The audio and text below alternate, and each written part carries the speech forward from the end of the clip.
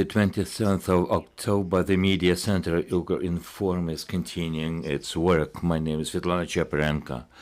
We are today talking about the suicidal teenage cases and the causes of this. Today we are joined by Rehina Popova, who is member of the Cyber Division of the National Psychological Association, and Oksana Pisarieva, representing the Children's Charitable Foundation.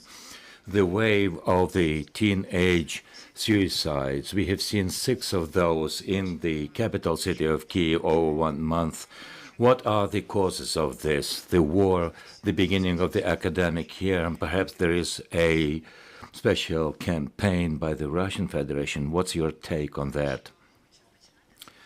I think I would like to begin representing the Cyber Division.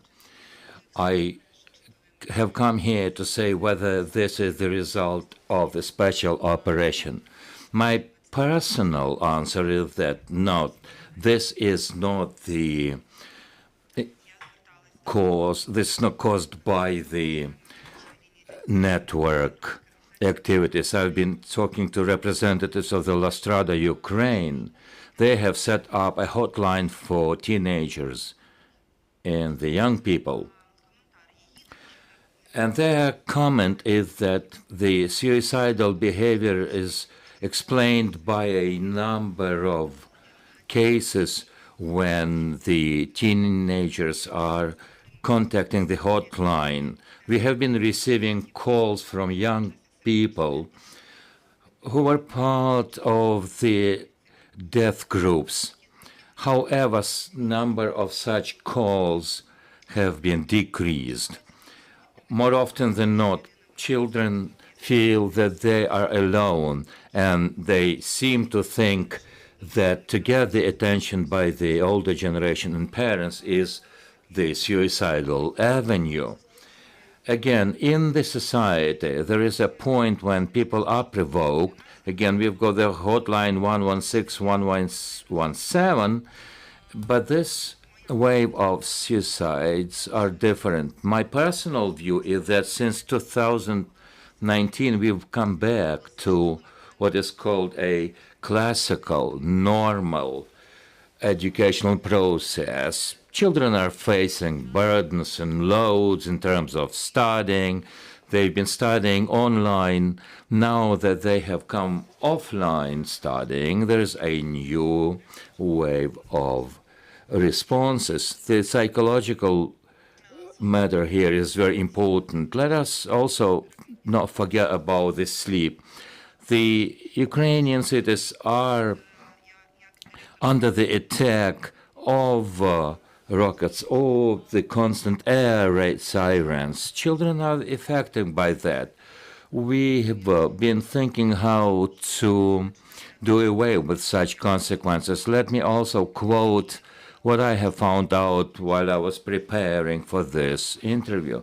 At the Children's Hospital, Mr. Shevchenko told me that the sleep, which has become abnormal, brings a lot of consequences. Psychological state causes a lot of responses for children, including suicidal, especially when the sleeping disruptions are caused by the air raid sirens. The first thing to think about is to see how children are sleeping. In Kyiv, we have set up a laboratory that is tracing the normal procedures of sleep. Another issue is food. You know, apart from chocolates and burgers, sometimes children think that they can be cheered up by having a chocolate. There's nothing bad about it. If it saves children's lives, it's a good thing. Thank you. If there is anything you would like to add, perhaps you might zero in on the state of the parents, which impacts the state of their children. All of us are here sitting on our edge, and I think it's important. I echo the panelists who had suggested it's not primarily caused by online informational space. We know for sure that this feeling of frustration It's, of course, sometimes caused by the online space. We don't know how to control the public space. We know about the cyber police. Some Telegram groups are disposed, but you can't really control 24/7 the contacts of your child, the chats that they're participating in. They might be hiding them. And I think that another thing that is frightening is this fear of the unknown. We should decrease the degree of teenagers pressing situations. I absolutely agree that coming back to the offline studying and classes, but on the other hand, it's another matter when children have not come back to offline studying. On the one side, some kids have come back to the pre-war education studying, and they tend to compare what happened last year. All of us remember the way we lived here in Kyiv last September or October. It has triggered what we see around us, and especially through the smells and everything. Children are reminded about the horror and despair that they found themselves a year ago. The background is very frustrating. And the teenagers seem to be in two situations. On the one hand, they are grown-ups. On the other hand, they're still kids. They don't know how to cope with this stress. If they're not supported by the parents or older people, they think that they are alone. They have failed to find their place in these lives, and then the suicide intentions. There are thoughts going around from the government body that are called to take care of the teenage suicide waves. They say that we should not be publicize such trend. We should keep silent about that. What's your take on that? I think it makes sense. If we put too much emphasis on these trends, the fear is the opposite of love. We know that. Once we feel the frustration and angst, we think that we require more love and care. Sometimes you're not supposed to be talking about love. You'd rather show that children are loved and they're loved by their parents. So I agree with that point. Do you see any risk in romanticization of suicide? We've seen kids throwing themselves from the high rises. It has some romantic feeling about it, doesn't it? You see, this is what is happening right now. The teenagers are experiencing what's going around them in a very high-intensity sphere, and romanticization is perhaps part of their lives, the first love, first romances, something that the kids have never felt before. And teenagers are in need to go through such experiences. You see, this is part of the archetype, this romance feeling. The Greek tragedy will give us a lot of examples of such romanticization.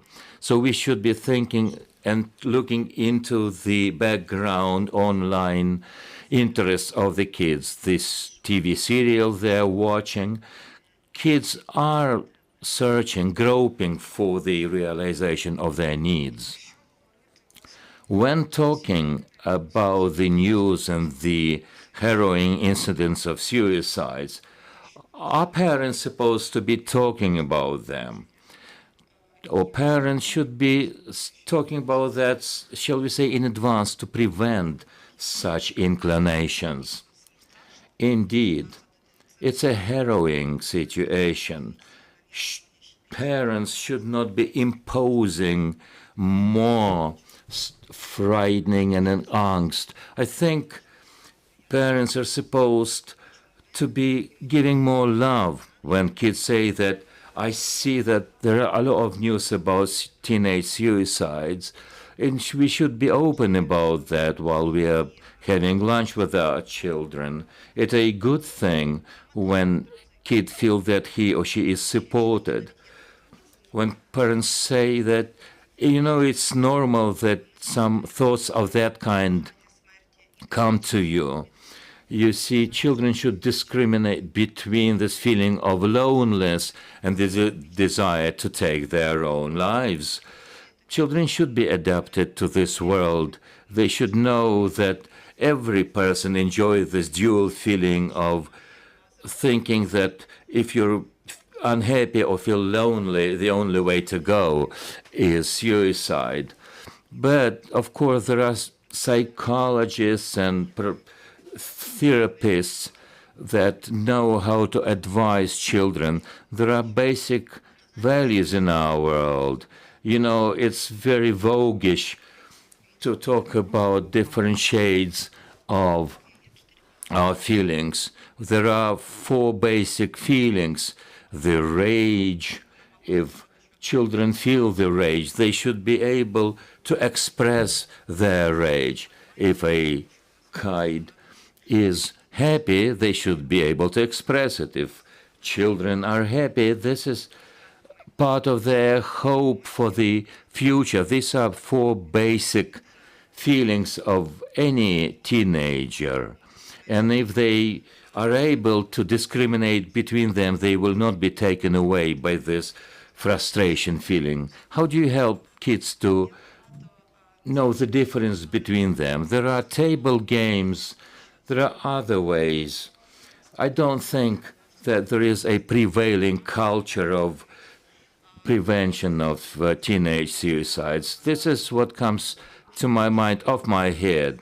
We should be open with their kids. As a mother, I was asking my kid to picture, to paint some devil that is likely to be coming to you. And my kid was sharing with me his pictures about these devils, what they look like, and it was easy to talk about that.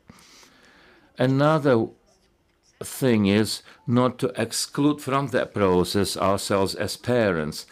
It is good for parents to say, I am sad now, I'm angry now, and the children will understand that they are part of the family. They reflect the behavioral patterns of their parents. Children should not be taught exclusively. They should follow their parents' example. If parents are close to themselves, they don't tell their children what they feel like. Then when you ask your kid, what's your inner feeling now, you will get the response, I don't know, I'm not going to share that with you. This is what you teach your parents at home. If their experience at home is the closedness, but if they're open to say that I'm sad, I'm not happy, I'm frustrated, the more scope of their feelings they're able to express, the easier it is for us to come in handy and help them to cope with their frustrations. In fact, we sometimes, because of the environment, we might be losing this connecting lives, but there is a previous experience that we can go back to. Another important issue is how to track what are the red flags that you think that your kids are suicidal. You should be open with your kids. If children are able to communicate their wishes, if they're happy, they will say so. If they're unhappy, they don't feel that they're loved. You will feel it as parents. We parents always know what's going on with our children. We know their frights or their frustrations, the way they sleep, the way they eat.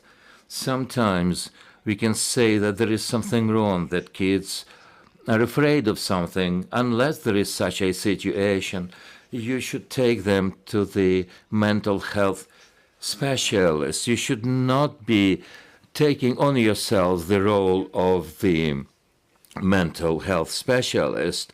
I think it makes sense to take your kid to one mental health specialist, to the another, to 5 or 6 of them. You see, it takes a specialist to improve the situation. As an example, I will go back to the natural process of a stemming of a flower, then flower brings in seeds, and it's normal when the flower dies away, it gives way to another birth. When we see that the child is in the crisis situation, we should take it as a normal process, not to be angry with them, not to pressure them, because there are traumatic experiences that our kids are going through. Now, I agree with that as well. And another important thing is to say to your kid, I trust you. When your kid says, I feel bad, the response would be, I believe you. In this way, you will support it. The kid will know that she or he is being taken care of. They will share with you the facts. Why is it that they feel bad? This spell of parents' love will give way to romanticization of suicidal intentions. These intentions should be talked about in a fair and open way, calling spade a spade. And you see, body language always tells you the way the kids feel. If they behave in a strange way, there is no spring in their walk. This language of body will tell you that there's something wrong with your kid. When you look at your kid, you say, it's my child. At the same time, it's not my child. Sometimes they would shut themselves in their rooms when the sleeping disorders, eating disorders are indicative of something wrong. Parents should be able to discern those patterns. Before our kids were able to speak, we knew by their body language, by their behavior, we knew whether there was something good or something wrong with the kid. I agree with what my colleague has said, that you should take your kids to the psychologist. Taking them to the specialist doesn't mean that you're a bad parent. It only means that there is something systemic that has been broken. It has to be fixed, and it doesn't take only parents to fix it. To reduce the risk of further suicides, how does this system should function, the relations between the state, the government, the school, the parents, in an ideal world?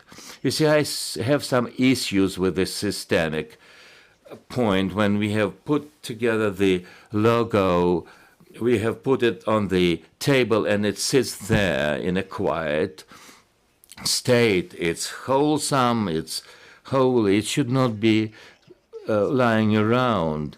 It's a very difficult issue, but it's good that if something has been torn apart, to put it together is a good thing. Children should see the examples of how things are getting destroyed, then rebuilt. When you have to tell that there is a space for yourselves to be angry, to be unhappy, but it also opens the way for a new lease of life. The world is changing around us, so we should be responding through the changed ways. Children should know that there are some frustrations, but that should not lead to the death desire. We should change and adapt our mind and brains to a new situation. We should propagate the idea that it is good to be overwhelmed by different feelings, that there are many spheres of emotional lives where kids can talk and express their feelings while they're going in for sports, or they're part of the literary clubs. Children should be able to choose from different activities. Again, as for the society in general, I've got a lot of issues as far as the teaching load in today's school. You see, we are relocated persons, myself and my kids, and I know that coming from Horlivka in Donetsk region, when we came here to Kyiv, I saw the difference between other children and my kid. The overload doesn't have to be there. I don't like when the kids sit and burn midnight oil and in getting prepared for the next class. Children should be happy. When they are happy, they will be able to cope with their educational load. They should be enjoying their lives in the first place. This is what the culture should be, not the culture of unhappy people. Because, we are saying that we are in a war, we are unhappy by definition. No, our children should know that we are fighting for the happy future of all of us. Children should be enjoying this happy life. I don't think there is anything to be added here. We have described the situation in an exhaustive manner, the relations between the community government, the school, and educational system. Children should be enjoying the choice. They should have a right and think and know that they're eligible for choice. In their answer, who I am, what is my place in these lives? When children understand that this world is worth living, this life will be happy. I have failed this time, but I will be successful next time. Now, of course, children should be looking up to the authorities. Of course, children are looking for something to look at the basis in their lives. It's good that they go in for sport, they go to musical school, they go to painting clubs or theater, but not all children are having such choices. Otherwise, we should be mindful of the information space. Children should be very selective in their choice of cultures in TikTok, on the platforms online. And this is where we should be thinking about the educational system, extra school activities. We should be thinking of what do we offer to our children, what should be looked up as an authority by our kids. I agree that if children find a way to whole full lives, if people and children are happy, they will not be suicidal. And if they think that they are unhappy, that there is no place for them in this world, they will feel suicidal. But we should be preventing such feelings. I'm thinking about the school for the responsible parenthood. Children should be looking up to their parents, and parents have been victimized by the Soviet system. When we say to our kids that this has been the home assignment, you should learn it from A to Z. You see, there are traditional values in other countries. Take Japan, for example. There is a very high suicidal rate there. If we are like that, we will be facing such a reality. If we desire another life, a better life, if we desire a better future for our children, we should give them the possibility of self-realization, self-implementation. If kids know that there is security around them, they feel that they belong to this world, they should know that the world is a complex thing. And if they have the desire for self-implementation, they sometimes think there is something wrong with me, I should die, just to take another way to go. Children should have authority to look up to. As for the parents, of course, there is a place for a government structures. There should be a public awareness campaign for a healthy way of life. But the campaign awareness for a healthy way of life is a good thing. The government should take upon itself a commitment to produce a awareness program for propagating a culture that is healthy, that is sports-oriented. I think it'll take a couple of years' work to overcome the consequences of this trauma and bring up a new, happy new generation. It's only a matter of will.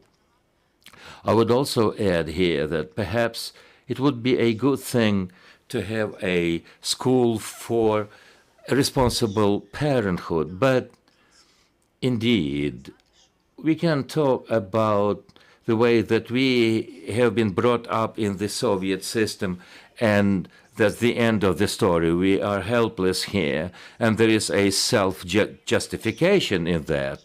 But I think it's also a matter of choice. We have chosen to be that way. There are other examples, there are other strategies that seem to be working and efficient.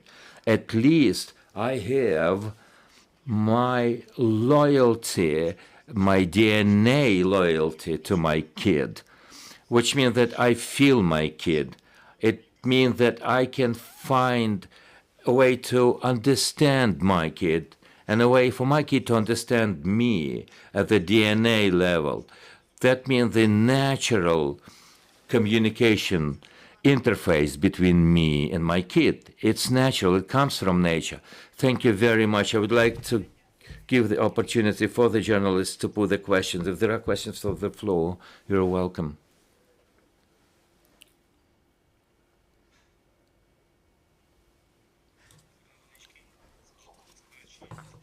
NHK, you've mentioned the war and the ongoing war. Do you have data on the impact of war on the statistics of suicide amongst teenagers, whether children have been exposed to traumas, they have seen how people died? Perhaps this might be impacting the inclinations of children to take their own lives. Do you have a statistics on that? Unfortunately, I don't have such data, but there are examples to that effect. This is a complex category of people. It is very difficult for children to find a basis to overcome such a crisis when they have been exposed to such experiences. It's not always the work with the mental specialists, because children are in stressful situations. You see, I'm trying to find the words.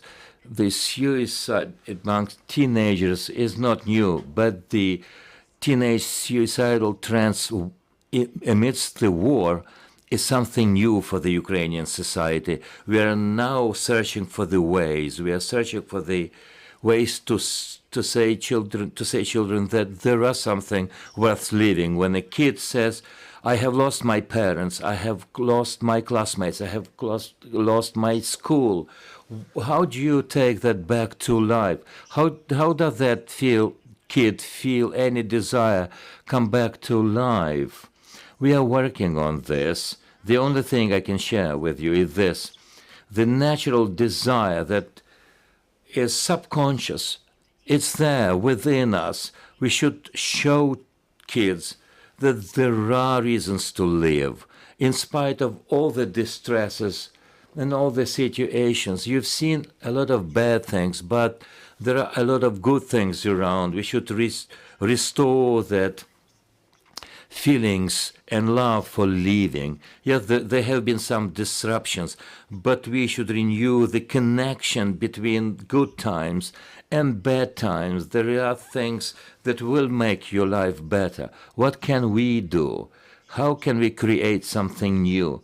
Some kind of transformation is something we are coming to. But again, I underscore that this worldview is just being formed. This is something new that we have confronted.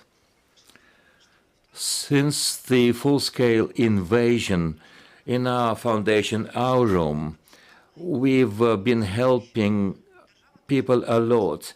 and we saw how government was doing in a very efficient way. I can witness that I personally was looking for children, for teenagers that were in need of help, and I couldn't find them. They have been evacuated either to the USA, to Europe, to other countries. They have been given medical help, including prosthesis. I had received information from Ministry of Health. It was not on a mass scale. And indeed, if there are children that have come through such distressing experiences, we are not, showing a lot of the information that there are bad things. But when people were raped in the Bucha region, they were psychologically helped. Government did its best and did it on a very high level. My personal take is this. My experience comes back to 2014. There have been people who have failed to cope with their situation.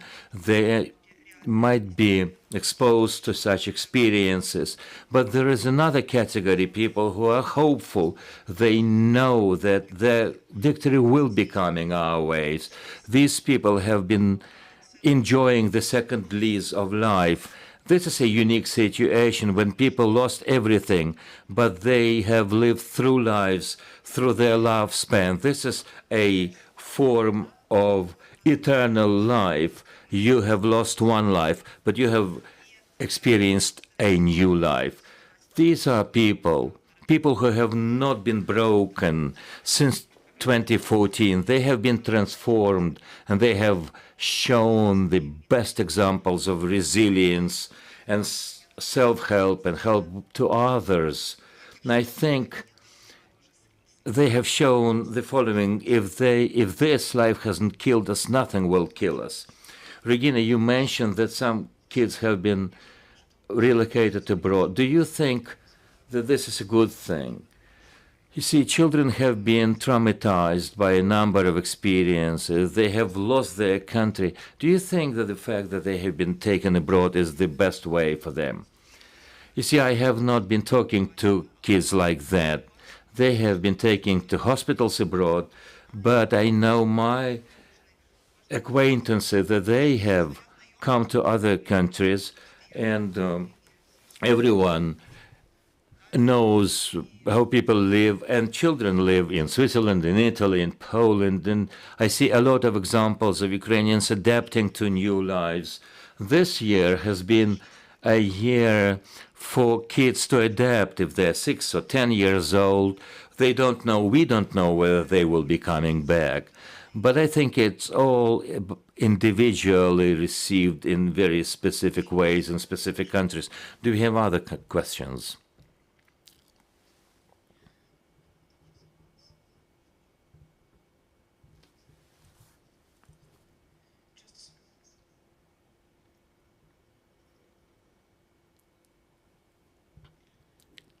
Ну, я теж, знову ж таки, по слідам вашого коментаря стосовно того, що дітей, які конкретно так постраждали, да, які були вивезені там з території... Reference to the children who were traumatized. You mentioned that government did its best, but in your opinion, how accessible is mental health specialists? I see very often on the network, people are writing, help us to find a mental health specialist. My kid has closed in herself or herself. There are changes in the behavior of my kid. I need some psychological help. Perhaps it doesn't take a kid taking to a specialist, but parents have some misgivings, some thoughts that they see children have been studying bad. There is something strange in their behavior. They have isolated themselves from the family, from their friends, and parents are searching for the specialist. You see, sometimes people fail to identify such mental health specialists. If in the current situation, what will be the way out? Думаю, точно визначить спеціаліст. Якщо в мами Currently, I think, if parents or grandparents see something distressing or raising their awareness, this is not an ordinary situation. You should start perhaps with visiting our website. There is a bot chat that you can feed in your request and you will be contacted by the specialists. In almost all the Ukrainian cities we have local branches. You can visit the branch by yourselves and you will be able to talk to specialists. My request for the parents is this: don't decide by yourself that this has not reached a critical stage. It takes one consultation. You will take to a specialist, a mental health specialist will talk to your kid. They will have some good time, have some fun, will have some games. That will be enough for some kids. And perhaps it will take a longer process. It should be decided by the specialist. If there's something wrong, you think, it's good to take your kid to a mental health specialist. Indeed, there are a lot of places to go to. But you should perhaps start with our website. We have also hotline that you can call or leave a request on that hotline. Let me add that the National Psychological Association has our own website. We have the hotline. We have got very good specialists. There's a register of the specialists, and you can choose on your own what kind of person you want to talk to. In our association, the work has been done very efficiently, and there will be people who will be able and willing to respond to your concerns. As for the support of the parents, I like the community of the processed working of Ukraine, where there are a lot of events that they can afford for you. This is all done free of charge. But if the situation comes to bad situation, if you don't know what to do, if a kid says that I don't want anything, hotline is at your service, 116-117. Welcome. My name is Kujisabe. I'm representing Japanese company NHA. Very important topics in Ukraine. It was really impressed me. And I have some questions about today's topics that maybe the best way to change this situation is to finish the war. But still, Russian full-scale invasion still continuing, so it's very, very difficult. So how do you think about how parents should keep on mind to take care of their children in these in difficult times, because not all Ukrainian people can evacuate other country. And we met many people from Ukraine in Poland, for example. They are also very difficult situation because anyway, children have to move to other country and learn Polish language, for example. So very difficult for them. For that experience is not always good for children. So maybe many people have to keep staying inside of Ukraine. So please tell me how parents should prepare for taking care of their children in this difficult situation, because even for Japanese, I spent here only 1 month. Then after returning to Japan, when I heard the sounds of closing doors, I remember the Russian bombing in Kyiv. So even for adult and even for foreign country people, it is very, very scared and very terrible experiences. So for children, maybe it's very, very shock. So how parents should take care of them children? I would like to ask your opinion. Thank you. Дякую. Давайте тоді я розпочну. Я думаю, I think for the starters, we imagine what parents are. it's a big ship that smaller boats are going in its wake. And what are these constructions made of? Daily rituals. There must be a structure of a day that children are aware of. There we know that we get up, we have our breakfast, we go to school, we have some free time after school. This seems to be very simple, very routine. Even after we have changed our place of living, children should know that there is some stability. Some things are here, lying here on the table. There are things that are always lying here or there. Children must know that there is some stability in their lives. We should be talking to our children openly. For example, when the rockets are flying to our cities and there are air raid sirens going on, children should know from their parents that they should stay calm. We know statistics that children are afraid to go to bed while the air raid is announced. Children are afraid of that. That's natural. But parents should tell them very precisely what to do. When the air raid is announced, I will get you out from bed. We will take your cover. We will take your pillow. We will take your toys. All the gadgets have been charged. Telephones are working. These are simple things, but they are of a ritual, structural nature. They should be done every day, and children should also be aware that there is a short-term planning for a day, for a week. For example, next week we are going to the theater. Tomorrow we'll be making cookies. But every day at this point in time we are having breakfast. This is a routine that fills the children with the feeling of security space. Home is their security space. Next to them, there are people who are in charge of the situation, and they will always help you. I would like to add here that I think such instructions, such checklists are very important. But apart from that, it's not important what we say. What is important is the way we talk to our children. Sometimes the amount of time that we spend with our children, it all comes down to quality communicating. If we are able to share 3 minutes of happy interaction with our kids, this is the basis. If we can't do that, parents should be doing something with themselves.